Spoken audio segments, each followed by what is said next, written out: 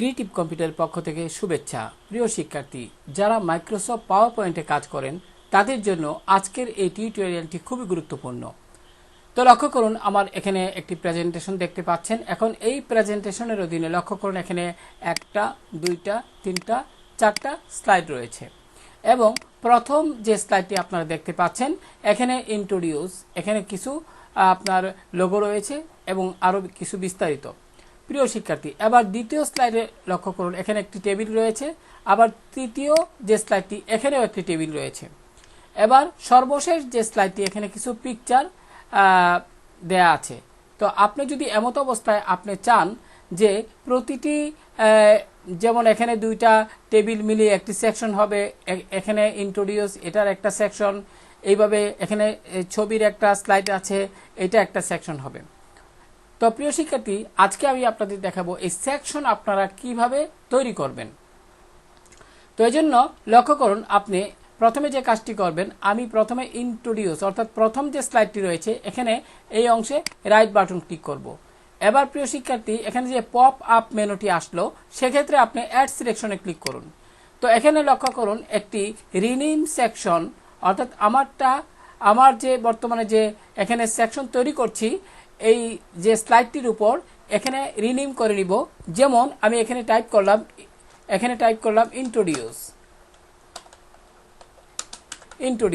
এবার রিনেমে ক্লিক করুন, ফলে এটা ইন্ট্রোডিউস নামে কি হলো, রিনেম হয়ে গেল। এবার প্রিয় শিক্ষার্থী, এখানে লক্ষ্য করুন, এখানে এই যে দুইটা ছক দেখতে পাচ্ছেন, দুইটা টেবিল। তো এমত অবস্থায় এখানে রাইট বাটন ক্লিক করুন এবং এখান থেকে যথারীতি অ্যাড সেকশনে ক্লিক করুন। এবার এখানে টাইপ করুন আপনি রিনেম করে টেবিল। আমি এখানে টেবিল টাইপ করছি এবং রিনেমে ক্লিক করুন। তো প্রিয় শিক্ষার্থী, এবার আপনি সর্বশেষ যে স্লাইডটি রয়েছে এই অংশে রাইট বাটন ক্লিক করুন এবং অ্যাড সেকশন লক্ষ্য করুন, এখানে অ্যাড সেকশনটা অনুজ্জ্বল হয়ে দেখাচ্ছে। সেক্ষেত্রে আপনি উপরে অর্থাৎ এই অংশে উপরের দিকে রাইট বাটন ক্লিক করে, আমি যদি একটু দেখাই আবারও, অনেক সময় একটু এখন প্রিয় শিক্ষার্থী চলে আসে, এক্ষেত্রে অ্যাড সেকশনে ক্লিক করুন। এবার এখানে নাম দিন অ্যালবাম বা ইমেজ দিতে পারেন প্রিয় শিক্ষার্থী। এবার রিনেমে ক্লিক করুন। আশা করি বুঝতে পেরেছেন। লক্ষ্য করুন, এখানে প্রথম স্লাইডটি এখানে ইন্ট্রোডিউস এই সেকশনের অধীনে রয়েছে একটি স্লাইড।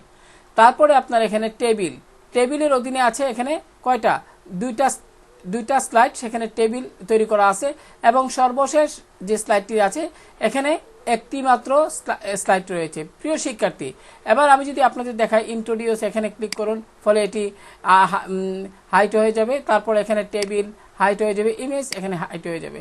তো ইন্ট্রোডিউসে যদি ক্লিক করি, এখানে ক্লিক করে লক্ষ্য করুন, ইন্ট্রোডিউসের অধীনে একটি মাত্র কি আছে, আপনার স্লাইড আছে। আমি যদি এখান থেকে টেবিল এখানে ক্লিক করি এই অংশে এরোতে, তাহলে এখানে টেবিলের অংশে কয়টা থাকলো, দুইটা আছে। তারপর ঠিক একইভাবে যদি ইমেজে ক্লিক করি, ইমেজের অধীনে একটি মাত্র স্লাইড আছে। আশা করি প্রিয় শিক্ষার্থী বিষয়টা বুঝতে পেরেছেন।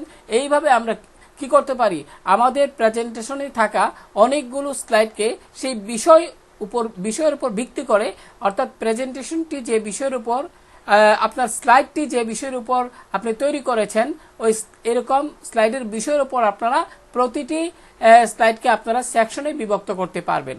তো আশা করি যারা মাইক্রোসফট পাওয়ার পয়েন্ট নিয়ে কাজ করেন তাদের জন্য আজকের এই টিউটোরিয়ালটি খুবই সহায়ক হবে। তারপরে আমি আরেকটা জিনিস দেখিয়ে দিচ্ছি, লক্ষ্য করুন, এখানে কিন্তু ইন্ট্রোডিউস, আপনি যদি এখানে এই অংশে রাইট বাটন ক্লিক করে এখানে রিমুভ দিয়ে দেন, তাহলে কিন্তু এটা কি হবে, এই সেকশনটা রিমুভ হয়ে যাবে। আশা করি প্রিয় শিক্ষার্থী বুঝতে পেরেছেন। তো আজকে এই পর্যন্ত, ভালো থাকুন সবাই, আল্লাহ হাফেজ।